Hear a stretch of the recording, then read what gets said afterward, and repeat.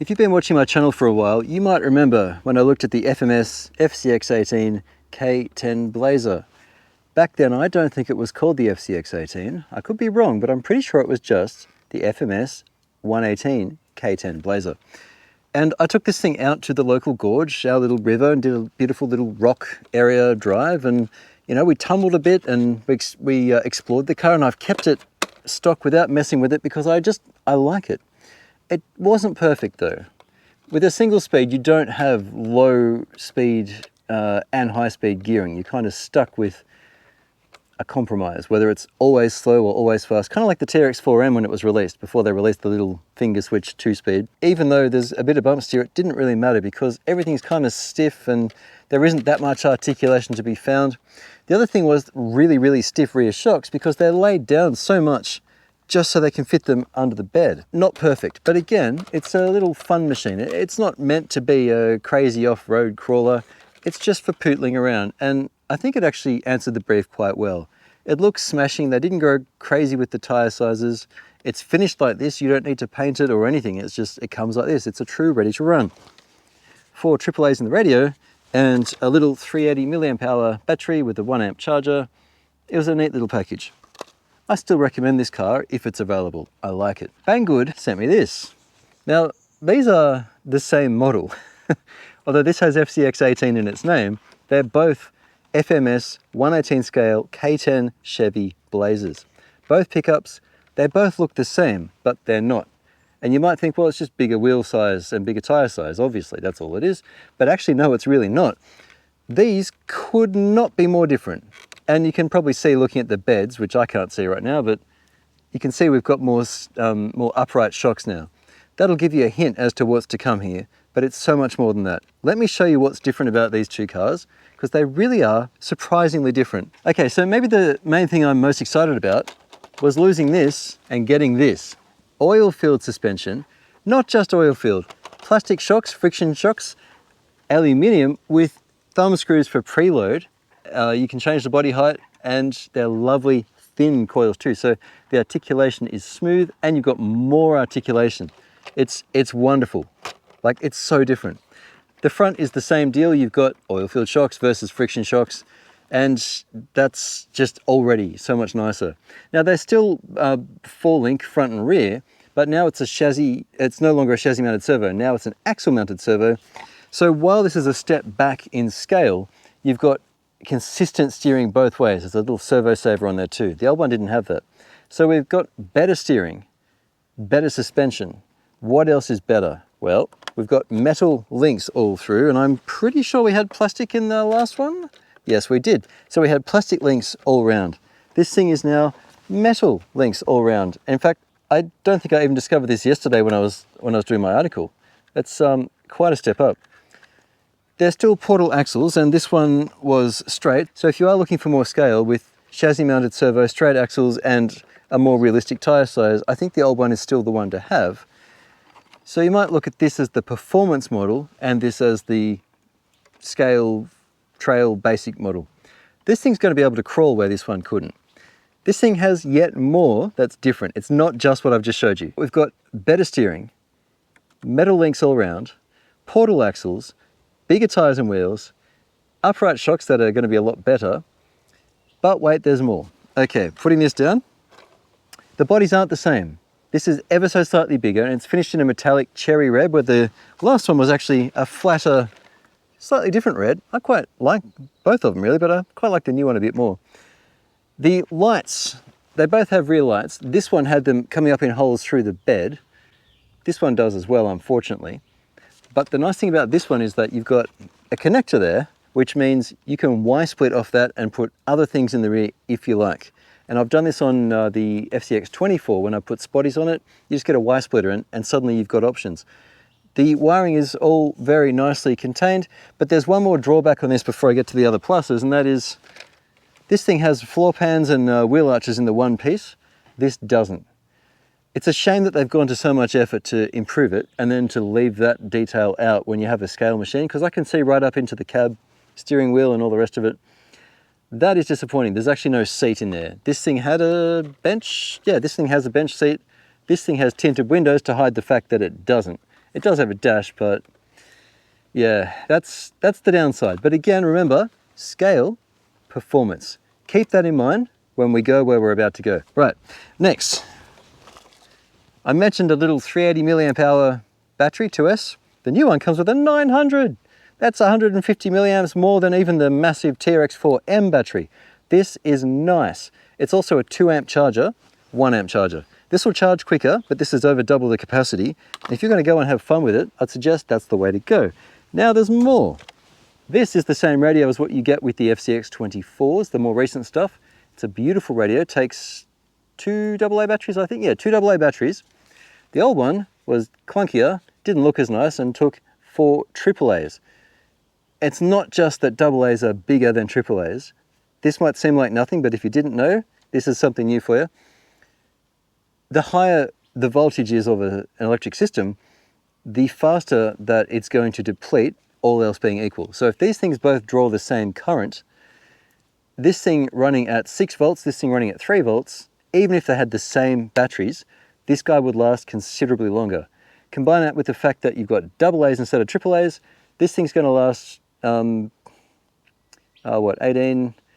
This thing's going to last 3.5 times longer than this, roughly. Maybe 3.5 times longer, just the batteries. And when you need to replace or recharge them, there are less of them to worry about. So that's a big fat plus. This old one still had the old beepy, pressy buttons that we saw from 2020 to 2023, I think. But I can tell you the new one is a fly sky. Now the old one had a foam, nice little foam wheel, and cheap, but actually that bounce is actually nice. There's a bit of inertia to it. And I've said this in a recent video, this is your connection to your car. So you want the trigger and you want the steering to feel good. This is plastic, but it's actually so much nicer. This has such inertia to it that when it bounces, you can feel a bit of a wobble in the handle. It just feels really nice. I would use this 7 days a week over the old one, even though the foam is actually better for grip. I love this radio. It feels beautiful. Now this thing had weird little headlight, car grille, front thing on it. This doesn't. Doesn't matter, does it? Right. Now, the other thing to tell you is they've changed internally here too. They've moved the battery forward, which is actually good news, particularly when it's this big, because that's a bit of mass you're worried about. And it's got a nice big rubber strap to retain it. And they've moved the electronics into a plastic box. The box itself won't be waterproof, but the board will be conformally coated, just like the old one. On the old one though, you had exposed components, and if you're a bit clumsy while you're putting the battery way back in against the firewall there, you're possibly going to break it. You've got to be careful. This thing has a bit better protection. It's more like the boards that you'll find on the FCX24. So I quite like this. It's a press button on and off. I'm a fan of that as well. The one thing I might change is to have that floor pan and wheel arches. I think I'd like to see that just because, like, it's not a clearance issue because look, it doesn't go anywhere near it. So you could still do that, and I think it'd be a plus. I've saved the best till last. This car has a 2-speed transmission. That's such good news. All right, this has a 2-speed transmission.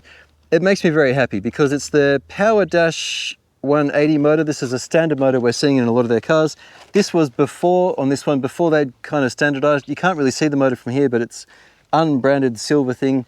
They're actually going to be pretty similar probably. And it looks like a 180, maybe a 190, but the new one certainly has plenty of oomph to it.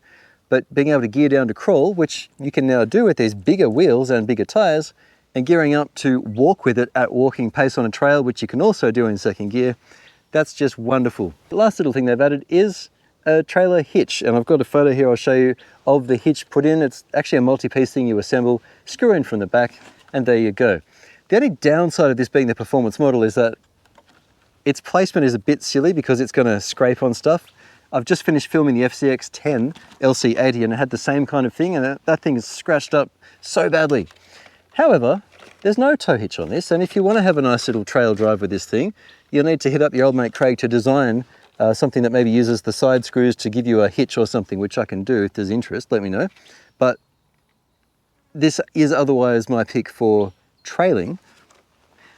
This is my pick for do it all rough and tumble, go and have fun with it and actually get some crawling done. I can't tell you how happy I am to have oil-filled shocks.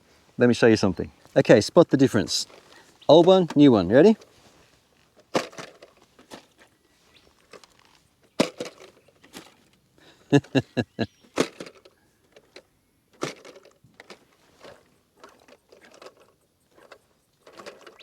So different.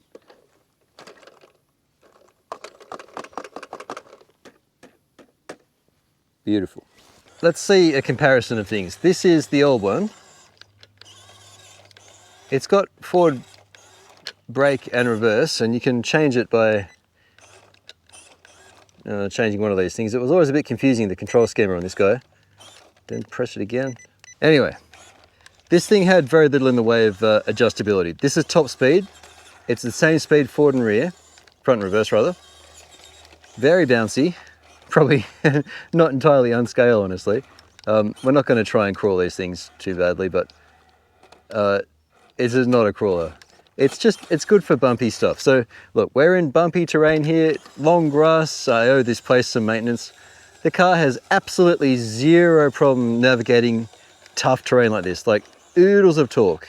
You're going to break the drivetrain before you run out of torque on this car. No problems there.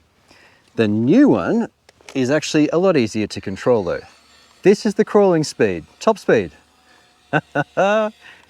There's reverse. Now, one of these dip switches you can flick down and you'll have forward, brake, reverse. So I've got it up at the moment for just forward and reverse. We've got a simple button for lights. Hang on, there we go. Button press once, turns the low beam on. Button press a second time, gives you high beam. Third time gives you hazards as well. Now, it used to be that you'd only get reverse in lights in reverse, but you've got tail lights as well that are always on, which I think I prefer. So that's your crawling speed. I was saying plenty of torque with the old one. My goodness, this thing will not die. Now, it's a 3-position switch for the transmission, which means in the middle, it's not engaged. Now we're in high. Oh no, it's pretty, I don't want to kill it.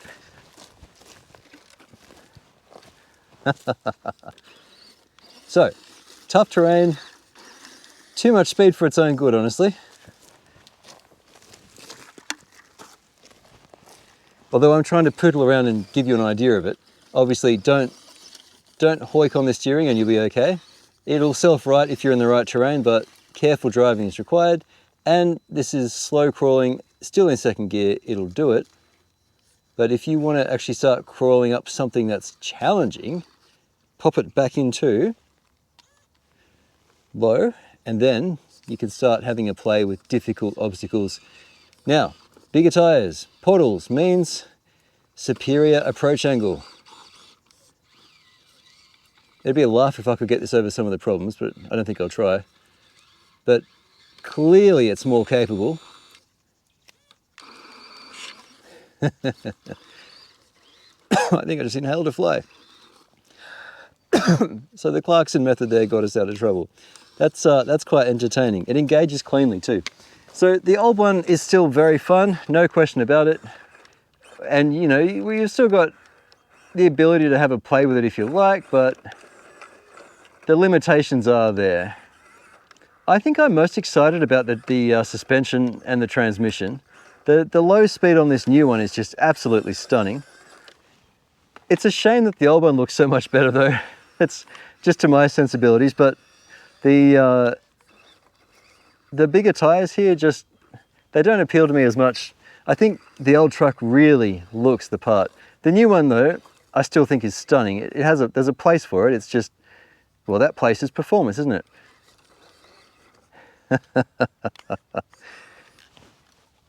This really is a great car though. If I was going camping and I just wanted a small car, I'd give serious consideration to taking this thing with me actually. The other one, it's a bit limiting. This one obviously has its limitations as well, but those limitations are so much further away. I mean, look, to get it up onto something like that, that's not a scale obstacle. This is a ridiculous obstacle. The steering is crazy strong too. I mean, there's no fading. They've spec'd this up beyond what it what it really needed to be when they made this car. I'm just trying to see how much we can get ourselves out of trouble here. It was probably pretty hooked up on that, I'd say. If we got it around there, like the torque is there. It's only going slow because I'm feathering the throttle. Look, second. Jeez. I don't want to wreck this pretty car though, because it's worthy of taking care of it. This little wiper keeps getting under the hood whenever I try and shut it. That's annoying, but a minor niggle. Back into low, I think, a bit more control. I don't really want to scratch this thing up. The approach angle and departure angle being that, you know, you've got a square body here, it's going to get in the way. The corners always on a crawler get in the way, but you know, a little bit of scuffing is fine for this kind of car, I think. Cut that off if you want. If I develop a tow hitch for the other car, it'll fit this one too, looking at it. Maybe I'll do that. I don't mind that that's exposed. You could make a little box for it as well, or just a cover. I don't mind. I mean, what it really wants, I think, for this car is it really wants that floor pan and the covers there. Oh, and it comes with spare wires, by the way, spare wire clips. It really is quite well thought out. I just love the 2-speed transmission, and I know this system to be waterproof from other FMSs that I've done. It's just so good. So good. I'm a big fan of this car. I wasn't recording, oh no. I just subjected this thing to a bunch of torture tests and we didn't get it on camera. Well, that's a shame.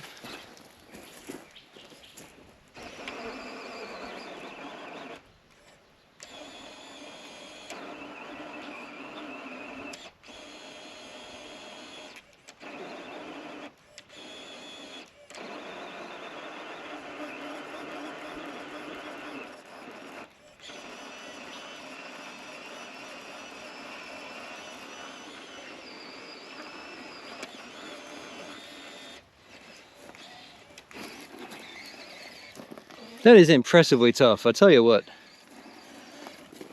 Like, I was really cruel to that car just then.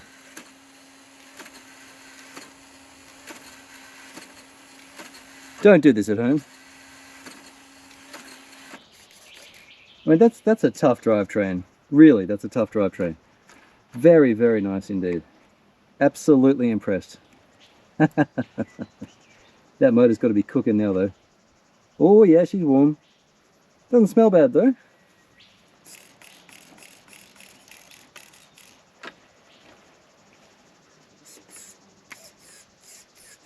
Servo saver does its job. You can tighten that up, but don't. Very nice. Oh, one thing that's different is this. These little catches are prone to snapping, I suspect. The old ones didn't have that. The old ones are quite different. Arguably a better design, actually. So be gentle with that. Oh, look, I can't complain about this car. For a performance machine, they've absolutely hit the mark. Very good.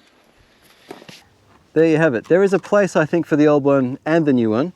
Drive it like you stole it, and you are going to break stuff. These mirrors won't last forever with bashing, but gosh, it's a pleasure to drive. So if you think of these as the scale and the performance versions, I think you'll be happy with your choice either way. I don't know if the old one's still available. Certainly this new one is. Thank you, Banggood, for sending it to me. Find a link in the description below on where you can buy one. This video is brought to you by Banggood and also by my channel sponsors. Here's the scratch build guys. That's the top of 3 tiers. They throw me a bit of money each month. Thank you so much, guys, for that. All 3 tiers, 16 or 17 of you in total at the moment, helping to keep me going doing this, because the money does actually add up, so I really appreciate the help. But I bring this to you free of charge. There is advertising revenue, that's good enough, you know. I'm really happy just to be able to share this love with you. What a privilege, eh? Throw me a like if you enjoyed it. Thank you so much for watching. I hope you got something out of this. I certainly did. I had no idea just how much they'd cooked this thing up to be the performance variant. I think we've really found the place for this car. Why it exists when they already had such a pretty old one, because it is gorgeous, isn't it? Now I know why it's here, I'm glad it's here, and I'm going to enjoy it very much indeed. And I hope you did too. I'll catch you next time on RC-TNT.